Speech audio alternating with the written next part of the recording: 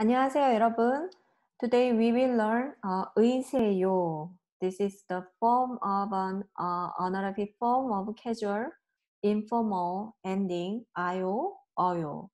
The example sentence is 우리 할머니하고 할아버지는 멋있으세요. 우리 할머니하고 할아버지는 멋있으세요.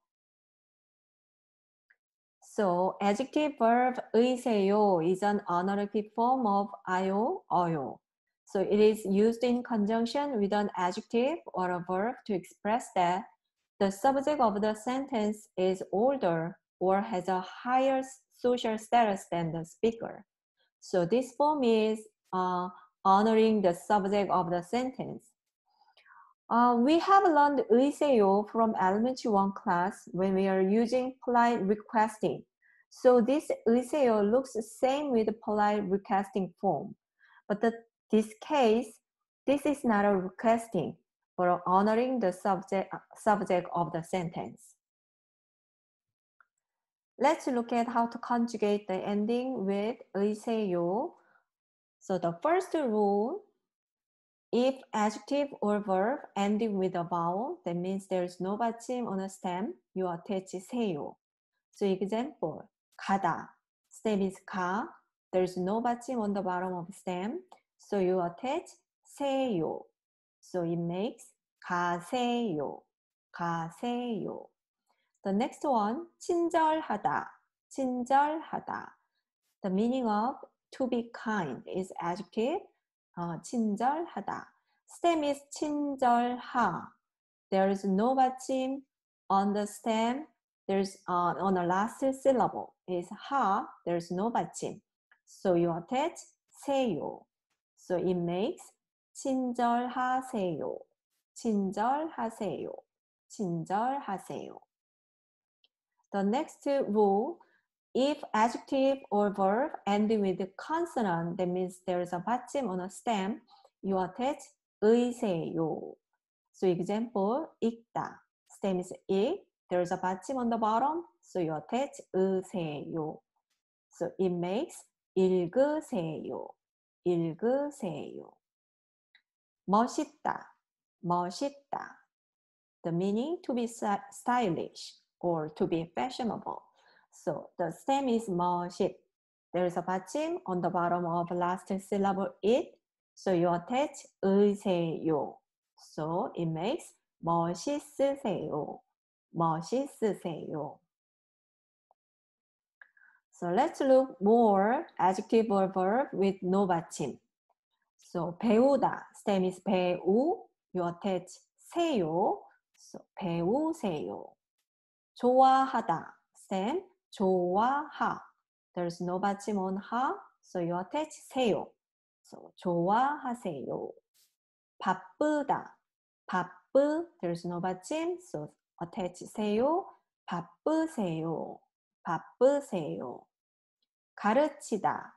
가르치. There's no 받침, so 가르치세요.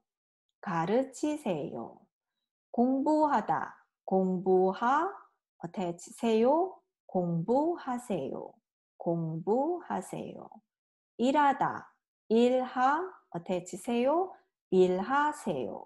일하세요. And more adjective or verb end with a consonant. There's a 받침. So 입다. 입. There's a 받침. attach 으세요. So 입으세요. 재미있다. 재미있 plus 으세요. 재미있으세요. 괜찮다. 괜찮 plus 으세요. 괜찮으세요. 듣다. 듣 plus 으세요. not 들으세요, but 들으세요. Do you still remember the irregular that we've learned?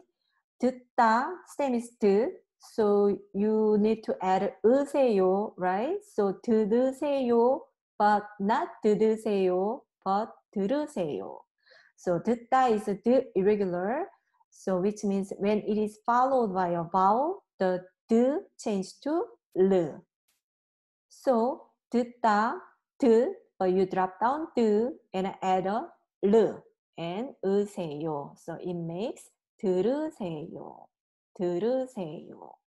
If you need to study more about the irregular, please find the irregular grammar lesson from this channel's grammar playlist, and you can study and review more about the irregular.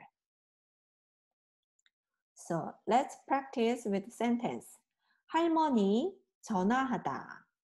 So it makes 할머니는 전화하. There's no 받침, so you attach 세요. So 할머니는 전화하세요. 할머니는 전화하세요. 할아버지 신문 읽다. So 할아버지는 신문을 읽으세요. 읽다, 읽. There's a 받침, so you attach 으세요. So 읽으세요. 선생님, 음악 듣다. 선생님은 음악을 들으세요. 듣다, so 들으세요. The irregular, right? So as I mentioned a little earlier on this video, 으세요 could be used when politely requesting the listener to do something. So this is an imperative sentence. You omit the subject. So 가다, 가세요. So please go. So you don't mention subject here, right? 읽다, 읽으세요. Please read, right? But however, when 으세요 used in honoring the subject of the sentence form that we covered today, you don't omit the subject. So 가다, 할아버지가 가세요. Or 할머니가 가세요. So 가세요 is honoring the subject 할아버지. So you don't want to omit 할아버지. 읽다, 할아버지가 신문을 읽으세요. The 읽으세요 form is honoring the subject of this sentence. So 할아버지. So you don't omit 할아버지. So today we have learned the honorific form of 아요, 어요, which is adjective or verb plus 으세요. If you have any questions, leave them in the comments. So I will try to answer back to you in the comments too. 고맙습니다, 여러분. 또 만나요.